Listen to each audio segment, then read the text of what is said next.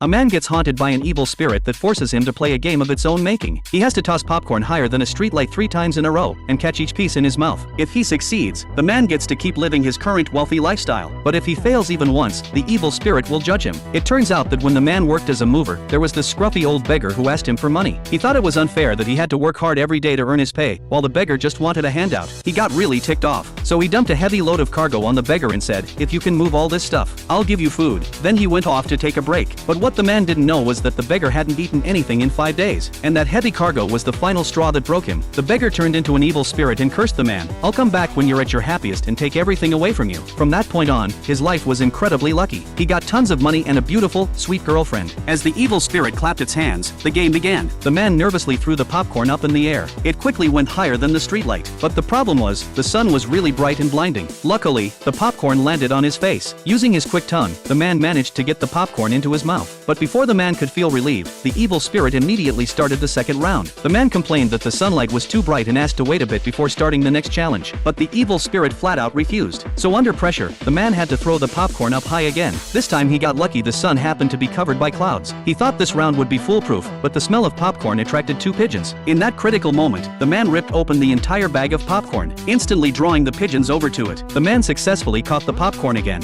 However, because of all the popcorn he just scattered around, it attracted even more pigeons from the area. If he threw the popcorn higher than the streetlight this time, the pigeons would definitely eat it before it came down. But before the man could think of a solution, the evil spirit started the third round. As the popcorn flew up in the air, a bunch of pigeons swarmed toward it. But what the evil spirit didn't expect was that the man had set the popcorn on fire. Just when the man thought he was about to win, the sun that had been hidden behind clouds suddenly came out, and the blinding light made it impossible for him to keep his eyes open. When he opened his eyes again, the popcorn had landed on his shoulder. In an instant, judgment came down. The person listening on the shore was totally shocked. If the man had already been judged by the evil spirit, then who was telling this story in the confession booth? Just then, the man from the story showed up, holding his head in his hands. It turned out the man had his butler get plastic surgery to look like him, while he disguised himself as the butler. He actually managed to fool the evil spirit. However, now both the butler and the evil spirit had their eyes on the man. The butler placed a curse. He would come for the man when his daughter reached the peak of her life.